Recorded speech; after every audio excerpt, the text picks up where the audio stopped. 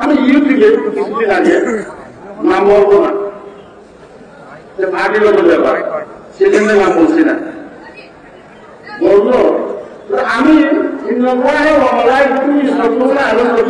এই আয়াত দিয়ে আলোচনা শুরু করি না। তুমি উত্তরে দিচ্ছেন কেন করি না? আমি এটার জন্য শুরু করি, সবাই অনুষ্ঠান করা শুরু করে দেয়, আরো করে বলো কত বলা হলো কথা বলা 8 মাস দামি ছাত্র, দামি মূলত 8 মাস দামি সে আয়াত আমি স্কুল নিজের ফেসবুকে শুনেছি, আমি এই আয়াত পড়ি নাই, কিন্তু এই আয়াত পড়লে দুরুদ পড়া শুরু করলে দুরুদ শরীফ পড়ার কত ফজিলত, কত মর্যাদা, কত সম্মান আল্লাহ বৃদ্ধি করতে পারছেন, কত ঘটনা আছে দুরুদ শরীফের উপর। আমি একটা ঘটনা বর্ণনা করে শেষ করে দিচ্ছি আমার আলোচনা এখানে। ঘটনাটি বর্ণনা করেছেন ইমাম সুফিয়ান আস-সাউরি, ইমাম আবু হানিফার যুগের লোক, বয়স শোনার পর, এবং তিনি একজন আব্দুল্লাহ ইবনে মুবারক, তিনি ইমাম আবু হানিফার ছাত্র, পরে ইমাম আবু হানিফার লেখার পরে ইমাম মালিকের ছাত্র, দুইজনের ছাত্র। এই দুইজন ইমাম বুখারীকে আরবিতে আমিরুল মুমিনিন ফিল হাদিস বলা হয়, অর্থাৎ হাদিসের মধ্যে সবচেয়ে বড় টাইটেল আমিরুল মুমিনিন ফিল হাদিস। তো ইমাম বুখারী তো আরো 115 বছর পরে জন্ম, তাদের যে দুজনের নাম নিলাম ইমাম সুফিয়ান আস-সাউরি, ইমাম আব্দুল্লাহ ইবনে মুবারক, তাদের আরো 115 বছর পরে ইমাম বুখারীর জন্ম। সর্বপ্রথম পৃথিবীর ইতিহাসে আমিরুল মুমিনিন ফিল হাদিস ছিলেন এই দুইজন, একজন ইমাম সুফিয়ান আস-সাউরি আর একজন হলো আব্দুল্লাহ ইবনে মুবারক। সবাই বলুন সুবহানাল্লাহ। আর আব্দুল্লাহ ইবনে মুবারকের এমন একটি কিতাব আছে যে কিতাব পৃথিবীর প্রথম কিতাব তাসাউফের উপর, এটা হলো কিতাবুল যুহুদ, এটা বাংলা হয়েছে দ্বিখণ্ড, কিতাবুল যুহুদ। এই কিতাবুল যুহুদ যারা পড়েছে তারা জানবে শরীয়ত কি, তরিকত কি, মানবত কি, হাকিকত কি, তারা জানতে পারবে, তারা বুঝবে। সাধারণ আলোচনা এগুলো বুঝবে না, এর ভিতরে সার নাই, এগুলো তো লেখাপড়া করে না, মাদ্রাসায় যতটুকু সিলেবাস করেছি মনে করছি যে এটাই সব কিছু না, পড়ার শেষ নাই, জ্ঞানের শেষ নাই, কোন শেখা নাই, জানার কোন শেষ নাই। ইমাম সুফিয়ান আস-সাউরি ঘটনা বর্ণনা করেছেন এবং এটা তাসকিরাতুল খাওয়াস নামে কিতাবের মধ্যে ইমাম ইবনে জওজি এটা উল্লেখ করেছেন। সেটা কি? সেটা হলো একজন ব্যক্তি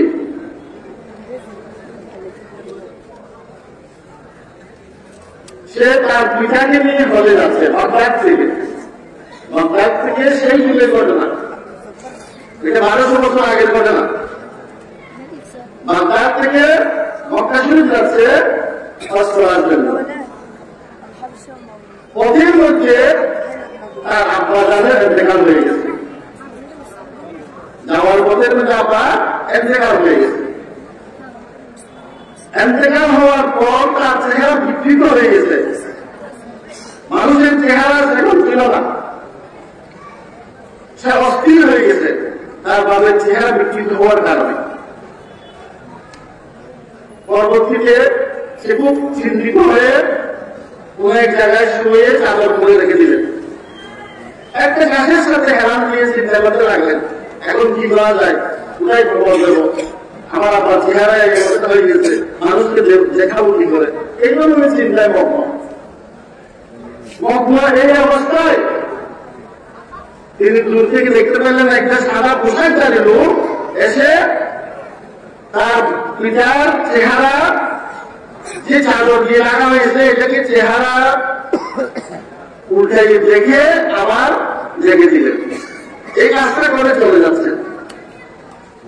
ওই ব্যক্তি তিনি কাপড় ধুয়ে আবার রেখে দিলেন, তার পিছনে ঘুরতে লাগলেন। যে বললেন আপনি কে, যে আপনি কোথেকে আসলেন, আপনাকে তো কোনো মুসাফিরের মতো মনে হচ্ছে না, কাপড় চোপড় সাদা। তখন তিনি স্বয়ং নিজেই বললেন, আল্লাহ মুহাম্মদুর মুস্তাফা সাল্লাল্লাহু আলাইহি ওয়াসাল্লাম। এই কথা শুনে দূরে গিয়ে আবার তার পিতার চেহারা কাপড় ফেলেন, দেখলেন যে 14 দিনের চাঁদের মতো তার চেহারা হয়ে গেছে। সবাই বলতো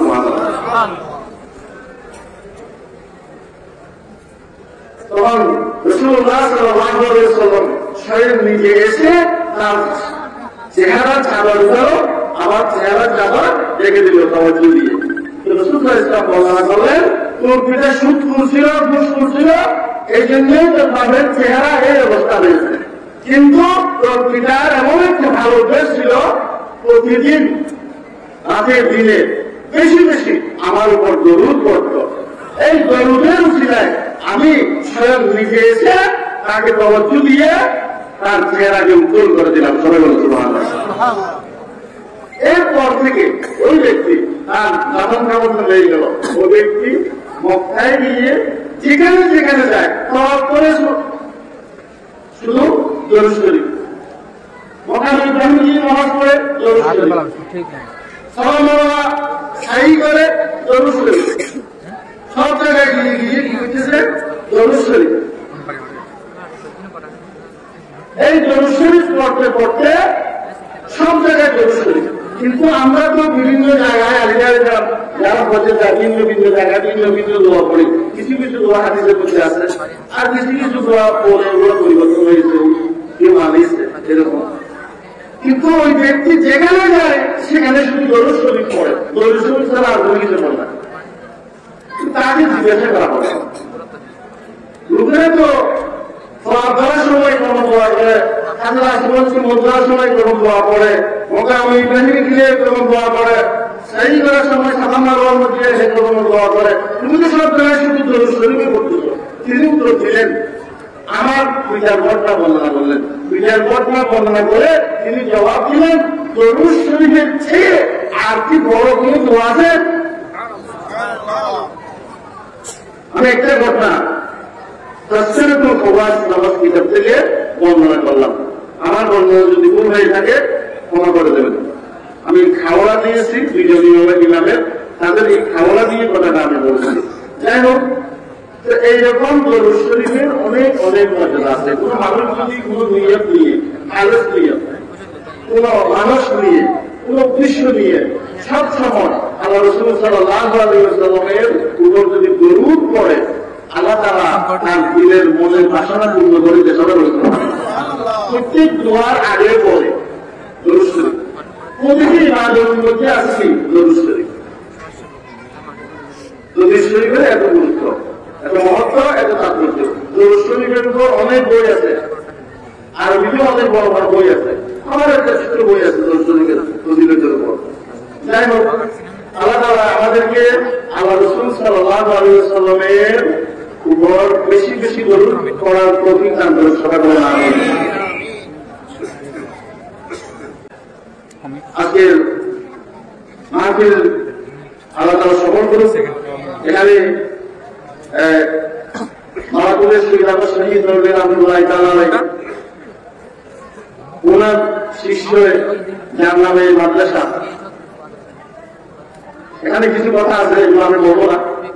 যাই হোক, গত বছর আমার উস্তাদ আমাদের ডক্টর সাহেব জানেন, আল্লামা সৈয়দ সালমান নবী গত বছর আমাদের মাহফিলে এসেছিল, আমি দাওয়াত করেছিলাম।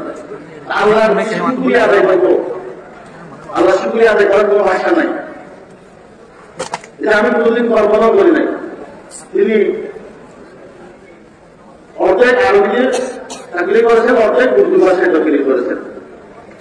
তারপর তিনি আমাকে সৈয়দ আহমদ শহীদ দয়ালুর উনার সিরার যে তরিকা আছে সেই তরিকাতে তিনি আমাকে তেলাওয়াত দিয়েছেন এবং সিহা সিকতা সহ যত কিতাব আছে হাদিসের সমস্ত কিতাবের তিনি আমাদের সনদ দিয়েছেন। এটা বিরল ঘটনা, এই জন্যই বলতেছি আমার এই জিনিসটা বলতাম না, নিজের কথা তো নিজে বলা যায় না। বিরল মানে একই সাথে হাদিসের সনদ, আবার একই সাথে তরিকতের সনদ, আবার সমস্ত তরিকার সনদ, আবার সমস্ত কিতাব হাদিসের সমস্ত কিতাবের সনদ একসাথে দিয়েছেন। ওনার সনদ লিখে দিচ্ছেন, আবার নিজের হাতে কলমও লিখে দিচ্ছেন। তিনটা সনদ একসাথে দিচ্ছে। এখানে তরিকতের মর্তিবা সমস্ত তরিকার একটা আছে, সেই আমার সঙ্গে কারিজা আছে। আবার হাদিসের মধ্যে দুটি সনদ, একটা আরব থেকে এসেছে আব্দুল ফত্তাহ আব্দুল মুত্তাক ওই দিক দিয়ে এসেছে, আর একটা শাহুল্লাহ মোহাম্মদ জেলবি রহমতুল্লাহ মহাদেশ ওদিক দিয়ে এসেছে, ওদিক দিয়ে দুটি সনদ। যাই হোক, এটা লক্ষ কোটি টাকা মানুষ খরচ করলো, এই সনদ পাওয়া যায় না। এটা আল্লাহর পক্ষ থেকে একটা নিয়ামত, সবাই বলেন আলহামদুলিল্লাহ। এই নিয়ামত যদি না হয় তাহলে এটা আমার পক্ষে পাওয়া সম্ভব না। এটা আমি তো কল্পনা করি না, নিজে আমার জন্য সনদ দিয়ে আসবেন, আমাকে সনদ দেবেন, এটা আমার কোনো দিকেও ছিল না। যাই হোক, অবশ্যই তার আগে বাবা আবুল হাসান আলী নদী যিনি ছিলেন, নজরুল যিনি লেকচার ছিলেন, ওনার থেকেও আমরা ওখানে সনদ নিয়েছি, সেই সনদও আমাদের কাছে আছে। তো দোয়া করবেন। একটু অসুস্থ, অনেকদিন ধরে আমি বেশ কয়েকটা দেশে গিয়েছি, সর্বশেষ সিঙ্গাপুর 2 বার গেলাম, আগামী 2 সপ্তাহ পর আবার যেতে হবে। তো আল্লাহ তাআলা যেন রূপটা পরিপূর্ণ ভালো করে দেয়। এখনো দোয়া ভালো হয়নি, যার কারণে আবার যেতে হবে। আমি সকলের কাছে বিভিন্নভাবে দোয়া চাচ্ছি, আমিও আপনাদের জন্য দোয়া করছি, আপনারাও সবাই আমার জন্য রোগ মুক্তির জন্য দোয়া করবেন। এই কথা বলে আমার এলাকা বলার আসসালামু আলাইকুম ওয়া রাহমাতুল্লাহি ওয়া বারাকাতুহু।